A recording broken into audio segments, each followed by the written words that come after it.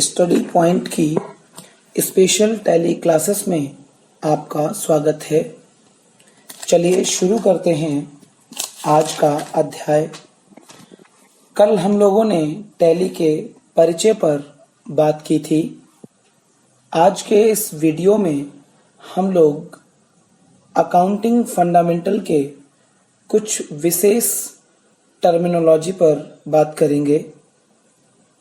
Terminology के इस प्रथम अध्याय में हम कुछ बेहद खास अकाउंटिंग टर्म्स के बारे में जानेंगे, जो कि इस प्रकार हैं। व्यापार मीन्स ट्रेड, पेशा मीन्स प्रोफेशन, व्यवसाय मीन्स बिजनेस, मालिक मीन्स ओनर, पूंजी मीन्स कैपिटल, आहरण मीन्स ड्राइंग, माल मीन्स गुड्स, क्रय मीन्स परचेजेस, विक्रय मीन्स सेल्स, क्रय वापसी मीन्स परचेजेस रिटर्न, विक्रय वापसी मीन्स सेल्स रिटर्न।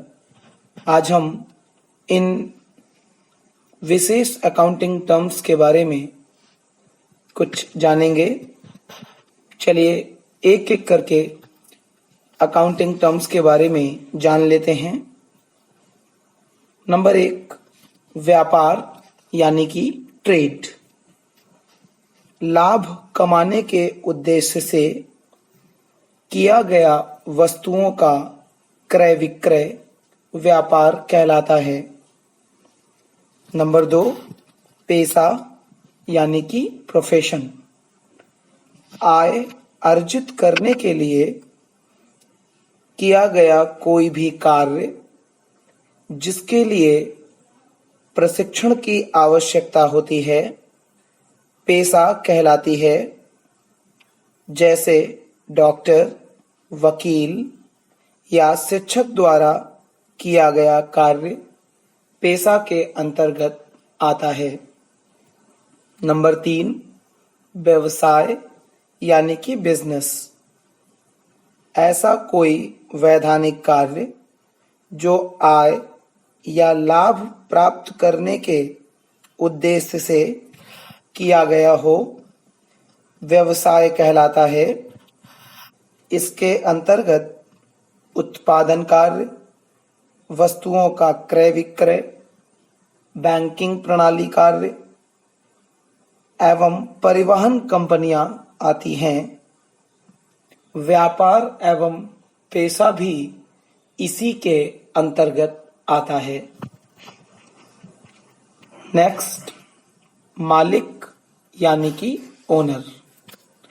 वह व्यक्ति या व्यक्तियों का समूह जो व्यापार में आवश्यक पूंजी लगाते हैं, व्यापार का संचालन करते हैं, व्यापार की जोखिम सहन करते हैं तथा लाभ हानि के स्वामी होते हैं, व्यापार के मालिक कहलाते हैं। यदि व्यापार एक व्यक्ति द्वारा संचालित है तो ये एकाकी व्यापार की श्रृंखला में आता है। यदि एक से अधिक व्यक्ति मिलकर व्यापार का संचालन करते हैं तो इसे साझेदारी की श्रृंखला में माना जाता है। परंतु यदि कई लोग आपस में मिलकर संगठित रूप से व्यापार करते हैं तो वे कंपनी के अंशधारी कहलाते हैं। नेक्स्ट, पूंजी यानी कि कैपिटल। व्यापार का स्वामी जो माल, संपत्ति या रुपया व्यापार में लगाता है, पूंजी कहलाता है। उदाहरण के लिए, यदि रमेश ने अपने व्यापार में 10,000 रुपए नगद तथा 20,000 रुपए के माल से व्यापार को प्रारंभ किया तो व्यापार की कुल पूंजी 30,000 रुपये होगी। व्यापार में लाभ होने पर पूंजी बढ़ती है तथा हानि होने पर पूंजी घटती है। नेक्स्ट, ड्राइंग यानी कि आहरण। व्यापार का स्वामी समय समय पर अपने निजी खर्च के लिए व्यापार से कुछ पैसा या माल निकालता है तो इसे ड्राइंग यानी कि आहरण कहते हैं। उदाहरण के लिए, यदि एक मेडिकल स्टोर का स्वामी अपने निजी स्वास्थ्य के लिए 2,000 रुपए की दवाइयां अपने व्यवसाय से निकालता है तो यह उसका आहरण कहलाएगा। इसे विक्रय नहीं माना जाएगा। नेक्स्ट, माल यानी कि गुड्स। माल उन वस्तुओं को कहा जाता है जिनका व्यापार के अंतर्गत क्रय विक्रय किया जाता है। माल के अंतर्गत कच्चा माल, अर्धनिर्मित माल तथा पूर्ण निर्मित माल शामिल किया जाता है। उदाहरण के लिए, चीनी मिल द्वारा खरीदा गया गन्ना, फर्नीचर व्यापारी द्वारा खरीदी गई लकड़ी इन व्यापारियों के लिए माल कहलाएगी। नेक्स्ट, क्रय यानी कि परचेजेस। पुनः विक्रय के उद्देश्य से व्यापार में खरीदा गया माल क्रय कहलाता है। व्यापार में माल उधार या नगद क्रय किया जाता है। उदाहरण के लिए, कपड़ा व्यापारी द्वारा कपड़ा खरीदा जाना क्रय के अंतर्गत आता है। यदि दुकान के संचालन के लिए फर्नीचर खरीदा गया तो इसे क्रय के अंतर्गत नहीं मानेंगे, क्योंकि इसे पुनः विक्रय के उद्देश्य से नहीं खरीदा गया है। अर्थात जिन वस्तुओं को व्यापार के संचालन के लिए खरीदा जाएगा उन्हें व्यापार की संपत्ति माना जाएगा, जबकि वे वस्तुएं जिनका पुनः विक्रय किया जाना है उन्हें माल के अंतर्गत मानेंगे।